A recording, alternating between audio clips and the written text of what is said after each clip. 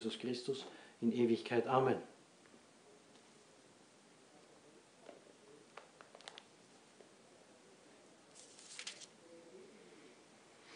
Au nom du Père et du Fils et du Saint-Esprit, ainsi soit-il. Bien chers fidèles, nous sommes à mi-temps du jeûne et de l'abstinence, du jeûne du carême, qui est un jeûne, il faut bien le dire, très sévère, à la différence d'autres temps où on jeûne pendant le carême, à part les dimanches, comme aujourd'hui, où on ne jeûne pas et on ne fait pas d'abstinence. Tous les jours sont de jeûne-abstinence, même la fête de Saint-Joseph, même la fête de l'Annonciation de Saint-Gabriel Archange n'ont pas ôté le jeûne et l'abstinence. Et ceci pour la raison que, suivant l'exemple de notre Seigneur Jésus-Christ lui-même, mais aussi suivant l'exemple des saints patriarches, des prophètes, pensons à Moïse, pensons à Élie, pensons aux Ninivites, eh bien, tous ceux ont jeûné, sérieusement jeûné. Moïse pour recevoir la lumière divine, pour être accueilli dans la nuée divine, c'est-à-dire dans la vie divine, dans l'inspiration de l'Esprit Saint, pour recevoir les 10 commandements. Élie pour être gratifié des grandes visions qu'il a eues. Les Ninivites pour être préservés de leur destruction totale.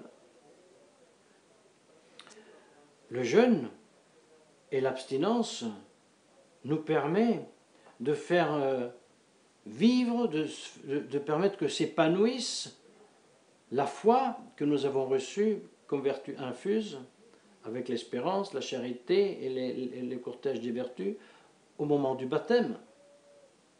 Qu'est-ce que ça veut dire? Permettre à la foi de s'épanouir. Cela veut dire que nous commençons à penser, réfléchir, évaluer. Nous pensons ensuite à vouloir, à apprécier, à désirer les choses en partant de la foi, en connaissant à travers et dans la lumière de la foi. Et l'objet de cette connaissance, dans la lumière de la foi, est tout dans le sens le plus absolu, qui se divise en deux. Dieu d'une part, et tout le reste créé par lui de l'autre. C'est la foi qui nous fait connaître et pénétrer dans les mystères de Dieu. C'est la foi qui nous fait comprendre et cueillir le sens de tout, en commençant par la création, même inerte. C'est la foi qui nous donne le dernier pourquoi de l'existence du monde, de l'existence de notre système planétaire et des infinis autres systèmes planétaires, les galaxies, qu'il y en a tellement tant, tellement beaucoup. C'est la foi qui nous enseigne que tout ce monde merveilleux a eu un commencement dans le temps et dans l'espace. Et si Jésus-Christ opère les miracles, comme aujourd'hui il a opéré le miracle de la multiplication des pains, ces miracles ont le but, outre que démontrer sa mission divine, outre que de signifier qu'il est vraiment Dieu, qu'il est le Fils de Dieu, qui a assumé la nature humaine et qui opère ces miracles pour secouer la torpeur de notre intelligence, justement, qui dort, qui est assoupie, qui est comme submergée par les préoccupations de ce monde, que Jésus-Christ équipare aussi aux crapules et au vice, n'est-ce pas, le nom ne me vient pas, de manger trop. Eh bien, notre Seigneur Jésus-Christ et qui par cette chose et nous démontre que la foi, si elle n'est pas libérée, si elle n'est pas dégagée, elle ne peut pas connaître et pénétrer ces réalités. La multiplication des pains, nous dit saint Augustin, est beaucoup moins un miracle que ne l'est le normal et quotidien, la normale et quotidien administration et du monde, le fait de, n'est-ce pas, gérer la création. Il dit c'est un miracle beaucoup plus grand. Laissez-moi vous... Maius eni miraculum est gubernatio totius mundi, quam saturatio quinque milium hominum de quinque panibus. Beaucoup plus grand est le miracle du gouvernement de tout le monde que non saturer 5000 hommes de 5 pains. Et il en donne l'explication. Il donne l'explication, il dit, nous sommes bien sûr émerveillés et enthousiasmés de voir un homme qui dans 2 mains tient 5 pains et ces 5 pains deviennent 5000. Mais saint Augustin nous fait réfléchir. As-tu jamais observé que un grain posé dans la terre, lorsque accroît la plante, ce grain, lui à son tour, se multiplie. D'un seul grain, en deviennent 30, 40. Quelle est la différence, dit-il? C'est que la terre qui multiplie ce grain sort des mains de Jésus-Christ comme les pains qu'il a multipliés. Et pour cette raison, tu devrais être beaucoup plus étonné et tu devrais admirer beaucoup plus le fonctionnement normal du gouvernement du monde que non pas de la multiplication des pains faite par celui qui est l'auteur de ce monde et qui gouverne ce monde. Mais puisque ton esprit est appesanti par manger, boire et se préoccuper de quoi travailler et de l'argent à gagner, ton esprit n'est plus sensible à ce que tu vois tous les jours. C'est pour cela, Jésus-Christ opère des miracles en attendant pour te secouer, pour te réveiller et pour lui dire, c'est moi le créateur de tout cela. La foi, vous voyez, qui nous ouvre les yeux, qui nous fait comprendre à nouveau la réalité, le monde, le système planétaire, le cosmos dans lequel nous vivons. La foi aussi qui nous fait comprendre le sens non seulement du monde inerte, mais surtout le sens de l'être humain, de son histoire, de l'histoire du genre humain. C'est saint Paul qui nous dit toute l'histoire du genre humain qui ensuite se réassume dans l'histoire du peuple élu. Eh bien, il n'y a rien d'autre qu'une figure qui nous enseigne et qui nous annonce, préannonce l'histoire réelle qui est celle de notre salut. L'histoire qui fait si que nous sommes, par notre Seigneur Jésus-Christ, libérés de l'esclavage du péché, régénérés dans l'eau du baptême, nourris par sa chair et son sang, pour avoir la force de pénétrer dans le royaume des cieux, comme le peuple élu a été libéré de l'esclavage en Égypte, a traversé la mer morte par le miracle de Moïse, a été nourri par la manne tombée du ciel pour joindre à la terre promise. Sur cette base, la catéchèse de notre Seigneur Jésus-Christ se fait à la population qu'aujourd'hui il gratifie de la multiplication des pains. Et tout de suite après, cette population, encore lourde d'esprit, incroyablement curieuse bien sûr, et qui suit notre Seigneur Jésus-Christ pendant des journées, sans même penser de devoir se nourrir, tellement la sensation de ces guérisons est grande, parce que partout où il passait, il guérissait tous les malades. Alors la foule court, n'est-ce pas, et s'empresse autour de Jésus-Christ. Et le cherche encore lorsque le soir, après le miracle, il s'éloigne. On ne le voit plus, le retrouve à Capharnaüm, et ensuite ils se disent, mais tu dois faire plus de ce que tu as fait. Mais pourquoi? Parce que Moïse a fait beaucoup plus que toi. Et Jésus-Christ prend cette foule pour la porter petit à petit à travers le fait des miracles, à les faire considérer les choses à la lumière de la foi, à la lumière de sa divinité. Lorsqu'il leur dit, mais il y a un pain beaucoup plus grand que celui de Moïse. Parce que le pain de Moïse, tombé du ciel, vous aurez raison, c'était beaucoup plus que je ne fais aujourd'hui en multipliant les pains l'autre jour, mais ce pain périssait. Vous devez faire un pain qui ne périt jamais. Quel est ce pain? Et alors notre Seigneur Jésus-Christ, puisqu'il les a bien préparés, il leur dit, le pain de la vie, c'est moi. Qui mange ma chair et boit mon sang ne meurt en éternité. Le seul pain qui nourrit toujours et qui ne périt jamais.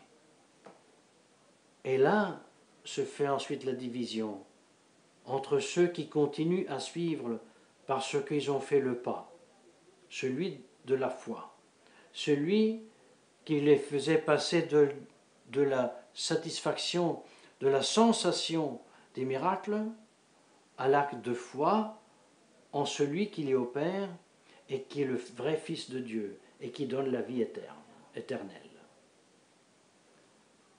Comme a fait Jésus-Christ, il a chargé les apôtres de faire et l'Église de faire, et ainsi l'Église fait. Elle nous rappelle ces miracles opérés par Jésus-Christ, elle nous rappelle l'histoire du peuple élu pour nous montrer que ces faits annoncent la réalité surnaturelle de la libération nôtre du péché par Jésus-Christ dans le baptême et la nécessité de nourrir de Jésus-Christ pour gagner le ciel, à une condition,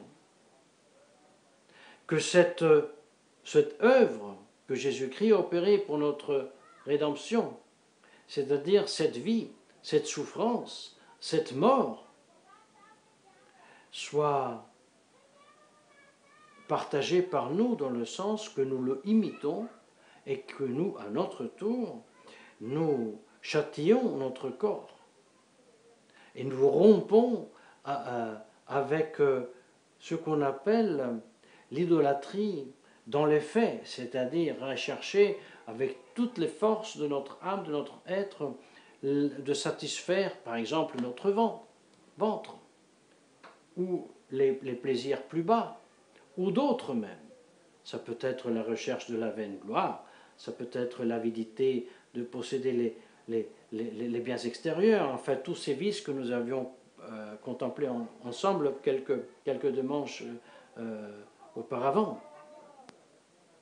Chers fidèles, voilà le sens de la prédication de notre Seigneur Jésus-Christ, voilà le sens aussi de l'apostolat de Saint Paul, de cette épître qu'il écrit aux Galates, qu'il écrit aux Galates de leur dire, n'oubliez pas, c'est la foi en Jésus-Christ et l'imitation de Jésus-Christ qui vous sauve, non pas pratiquer les lois infiniment nombreuses de la loi ancienne et les lois que les pharisiens sont inventés à leur tour pour graver sur la population. Rappelez-vous, dit Saint Paul, étudiez l'histoire de l'humanité, étudiez, rappelez-vous de l'histoire du peuple élu. Il a été justifié par quoi? Non pas par la loi de Moïse. Il a été justifié par la foi d'Abraham. Et c'est la foi d'Abraham qui l'a justifié et qui lui a sauvé Isaac. C'est de la foi d'Abraham que les patriarches ont vécu. sont passés 4 siècles pour recevoir ensuite les 10 commandements et toutes les lois que Dieu a dictées à Moïse. Pour tenir en règle ce peuple, mais qui devait vivre de la foi d'Abraham et dans l'espérance du futur Messie, c'est ça qui sauve. C'est pour ça, bien chers Galates, si vous voulez vous sauver, vous ne devez pas faire les pharisiens et les remplisseurs de règles minutieuses et mécaniques. Vous devez suivre notre Seigneur Jésus-Christ. Vous devez non seulement croire que vous étiez libérés de l'esclavage du péché, vous devez faire votre part en chassant en vous l'attachement au péché. De même, et il prend l'exemple d'Abraham qui a chassé hors de la maison Agar et son fils parce que c'était une servante, c'était une esclave, et donc le fils est un fils d'esclave, elle doit être chassée. Et c'est comme ça, toi qui étais libéré par le Jésus-Christ, tu dois chasser en toi la tendance et l'esclavage et l'attachement au bien de cette terre, en commençant par le manger et le boire.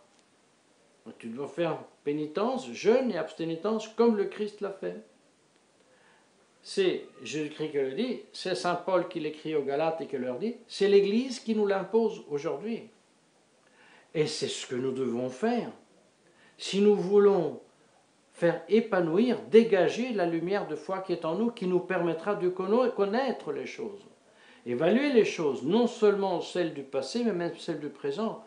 Le fameux exemple, tous posent la question, qu'est-ce qu'on doit penser de cette consacration de la Russie et de l'Ukraine au cœur immaculé de Marie? Réponse, avons-nous la foi? Sommes-nous capables de illuminer cet événement est venu le 25 mars sous la coupole du Vatican? Sommes-nous vraiment capables de le considérer sous les yeux de la foi? Ou voulons-nous le considérer simplement par des réactions premières, même pieuses?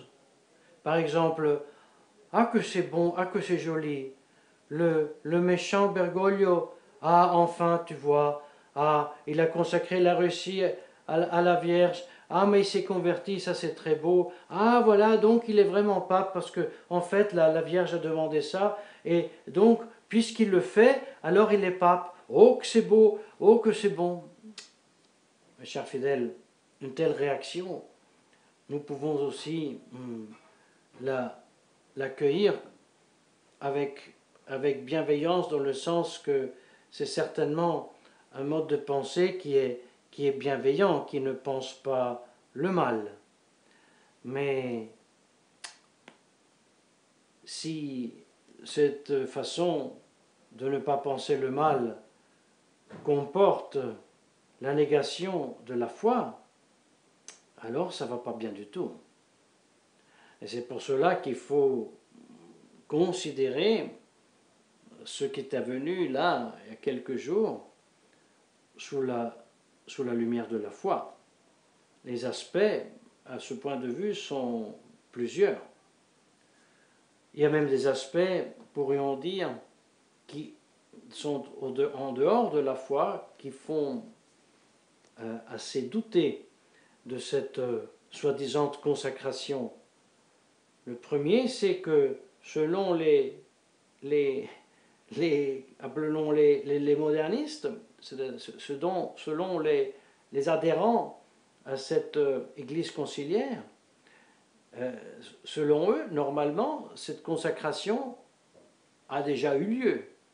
Parce que pour ceux qui ont canonisé Jean-Paul II et qui l'appellent Saint Jean-Paul, eh bien, la soi-disant consacration qu'il a fait le 25 mars 1984 était, disent-ils, la consacration telle que la voulait la très sainte Vierge Marie. Nous ne sommes bien sûr pas d'accord.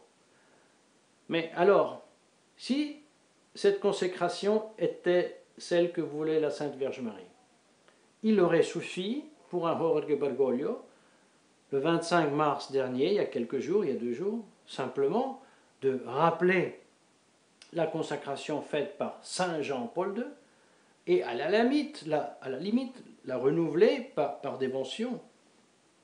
Mais en faire une autre, ça n'a pas beaucoup de logique, tellement que le deuxième co-pape, n'est-ce pas, paraît-il, Benoît XVI, a pris les distances de cet acte, parce que, au-delà et encore avant de l'examiner sous la lumière de la foi, c'est un peu contradictoire dans le sens même du ridicule, il faut bien le dire. Mais si nous ajoutons, et surtout nous l'illuminons sous l'aspect de la foi, et nous nous posons la question, qui a fait cette soi-disant consacration, eh bien nous ne pouvons pas nous empêcher d'affirmer que ce n'est pas un pape. Très Sainte Vierge Marie a demandé que ce soit le pape à le faire. Or Bergoglio n'est pas pape. Je veux bien que beaucoup ne peuvent pas accepter cette affirmation. Ça ne fait rien, c'est vrai quand même. Mais il y a d'autres aspects qui pourraient peut-être faire réfléchir un petit peu. N'est-ce pas? Depuis la Révolution française, en fait, les papes ont pris position publique aussi pour ce qui concerne la vie sociale, politique des nations. Non pas qu'il ne l'ait pas fait auparavant, mais auparavant c'était normal que la vie sociale des peuples chrétiens se soumettait et déclarait être soumis à Jésus-Christ. Avec la Révolution française, les révolutions qui suivaient ont apostasié, ont déclaré « nous n'avons pas à que faire avec Jésus-Christ ».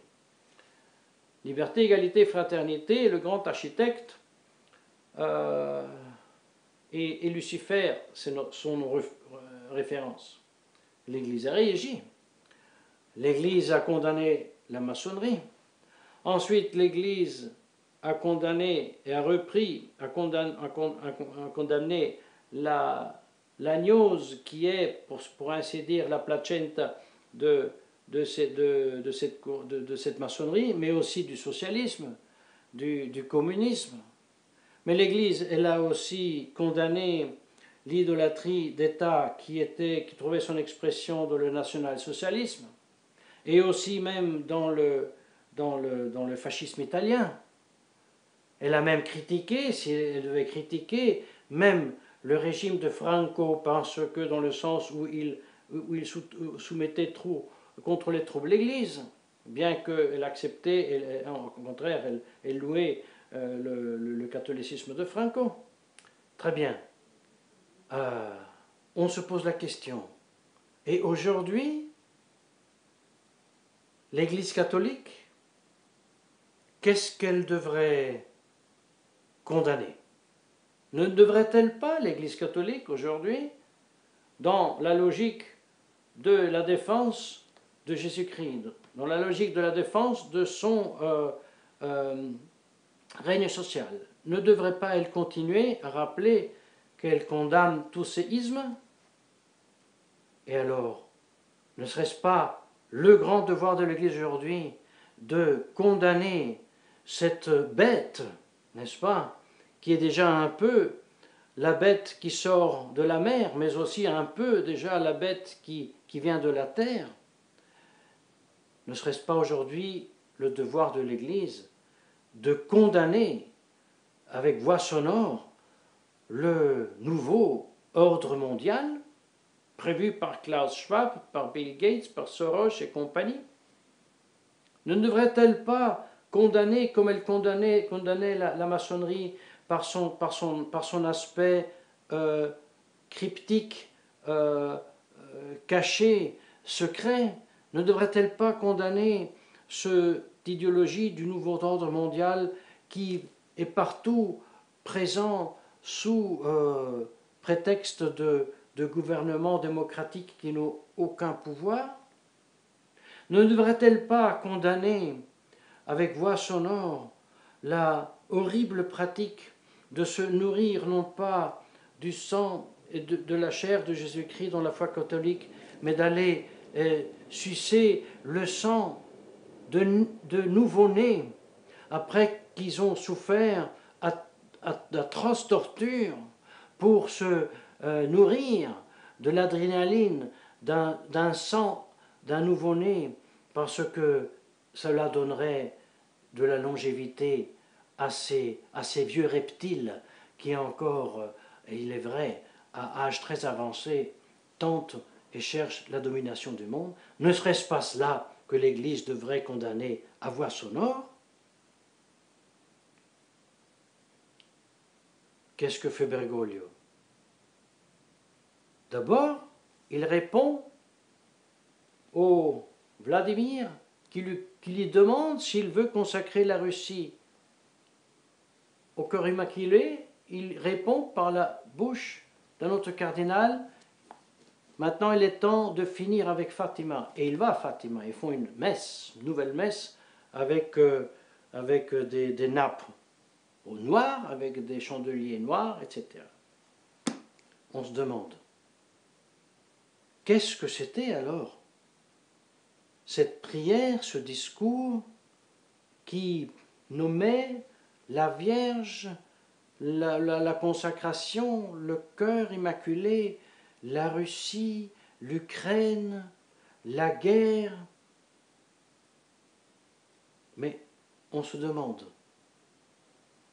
si le nouvel ordre mondial, si cette présence satanique qui est en train de susciter toute cette guerre n'est pas condamnée, cette soi-disant consacration d'un personnage qui n'est pas pape et qui se refait à la demande de la très sainte Vierge Marie à Fatima, mais qui consacre au lieu de la Russie, le monde, la Russie et l'Ukraine,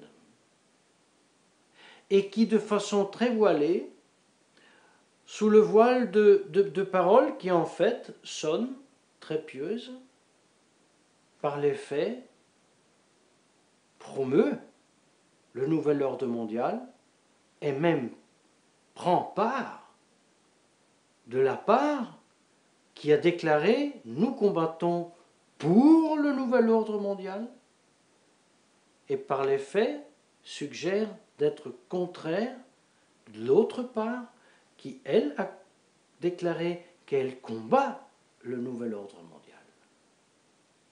Mes chers fidèles, dans la mesure où cela nous est possible, nous arrivons à la conclusion que cet acte de soi-disant consécration de la Russie et de l'Ukraine au cœur immaculé de Marie et du monde n'est en fait rien d'autre que la ratification de la guerre du nouvel ordre mondial et la prise de distance de ceux qui le combattent, le nouveau ordre mondial. Nous ne tombons pas dans le piège de penser qu'il y a seulement une alternative, soit l'un, soit l'autre.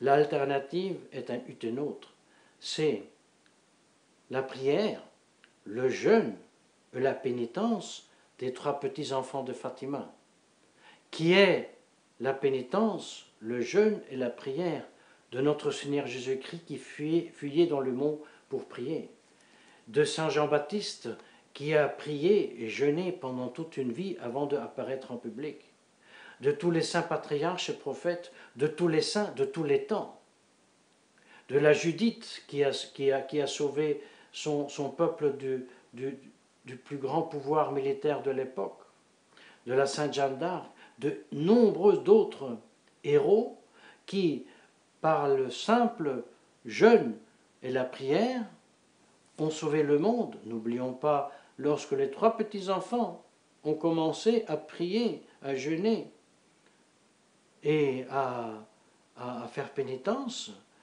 la Première Guerre mondiale allait se terminer. Donc, soyons heureux.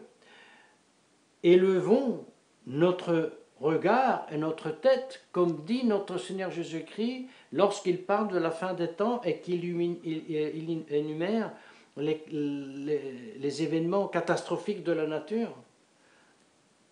Élevez les yeux au ciel, élevez la tête, réjouissez-vous, votre libération est plus proche qu'auparavant.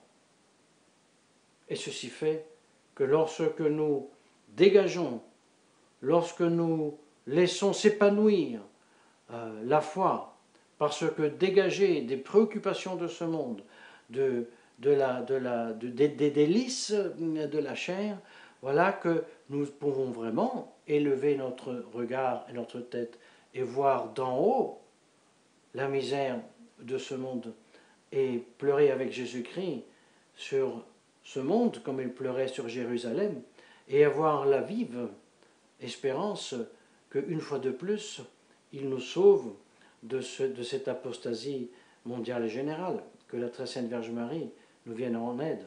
Au nom du Père et du Fils et du Saint-Esprit, ainsi soit-il.